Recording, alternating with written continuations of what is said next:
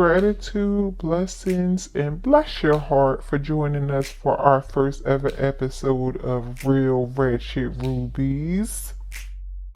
So, because I am so ready for an elevation of the collective, a glow up for my people, I want to talk about faith for a moment, because I feel like we should really begin to lean fully and completely into the emotional state of faith and faithfulness. It's been said that faith is the head chemist of the mind. And when faith is blended with any vibration of thought, the subconscious mind of the individual who's enveloped in deep faith will instantly receive that vibration of thought. And then it is carried to the source of all creation instantly. Now, that source, some people call it God. Others refer to it as infinite intelligence. Some may call it Buddha, Allah, whatever you call it. It is the divine creator of all things, and whether you know this or not, it is awaiting your beck and call because it is inside of you. Now, one example of someone blending faith with the vibration of thought, which is creation itself. We know thoughts become things. Everything that we engage in, we utilize, take part in, first started as a thought in someone's mind. So we know that thought is creation. And with that vibration of thought being carried and channeled to the source, we can liken that to the act of prayer. And if you don't already know this, allow me to share this important fact with you. Did you know that faith and fear cannot occupy the same space simultaneously? It's true. They're not bedfellows.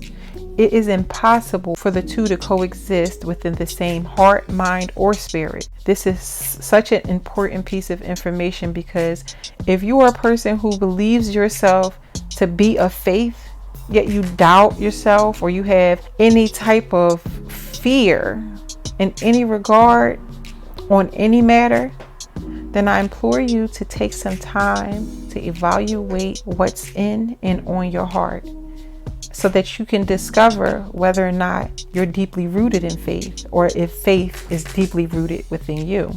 Now, you can do this. This is a very crucial and critical step. Identifying the true meaning of the word faith, because a lot of times we as humans, we use words without having a clear or full understanding of what they actually mean.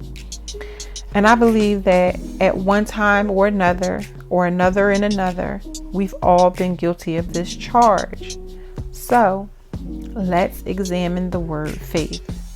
If you were to look up the word faith on Google, it says that faith is complete trust or confidence in someone or something. It says that it's a strong belief in God or the spiritual doctrines of a religion based on apprehension rather than proof. Proof. Where do I get the TH from? I don't have a lisp. Proof. Shout out to the folks that have lisp. Getting tired of your book of primitives. I also looked at the Merriam-Webster's definition of the word faith, and that states that it's an allegiance to duty or a person. So loyalty in a sense. Fidelity to one's promise or exactness. It's the belief and trust and loyalty to God. It means to have a firm belief in something which has no proof. There I go again. It is a belief and trust in and loyalty to God. To have a firm belief in something to which there is no proof. Something believed, especially with strong conviction, complete trust and piety. Now, if you're like myself and you like to dig a little bit deeper and discover the origins of words, you'll find that the word faith has a Latin translation, which is fides, but that was borrowed from the Old French or the Anglo-French 13th century form, feed or fider. But what about what predates the 13th century? For instance, the meaning of the word faith in Hebrew is emunah, and its meaning is deeper than a mere belief in God.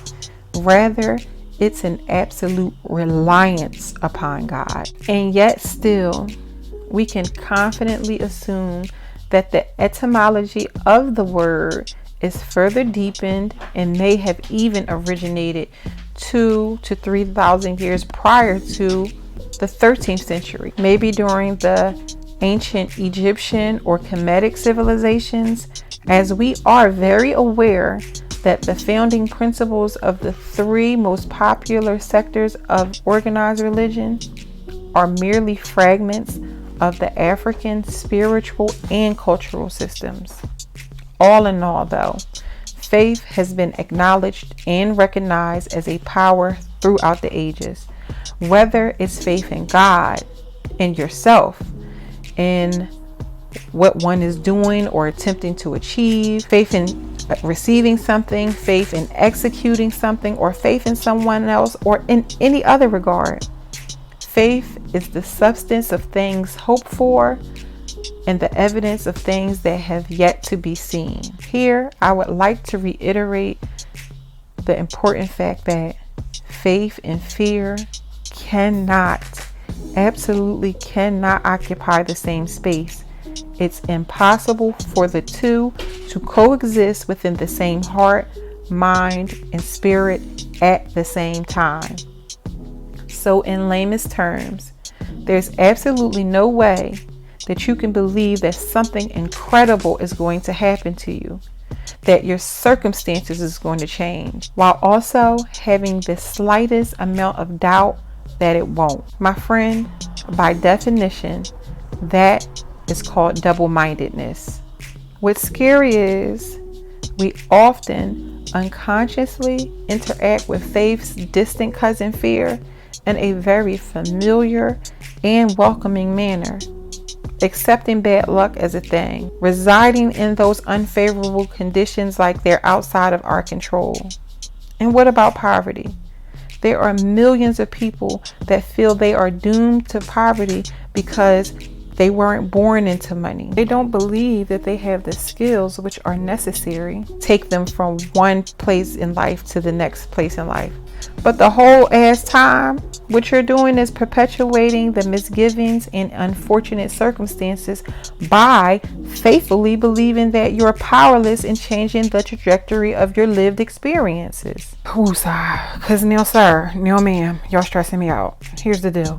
There are some very simple ways in which you can begin to develop faith, and all it costs you is time. And come on now, let's be honest. We know time is the most precious commodity afforded to man. You have to know that. Money isn't. You can lose money, you can make it back. You cannot make up time. It's just the most precious commodity that is afforded to us. And so if you just take some time to develop the emotion of faith in your life, it can literally move mountains, okay?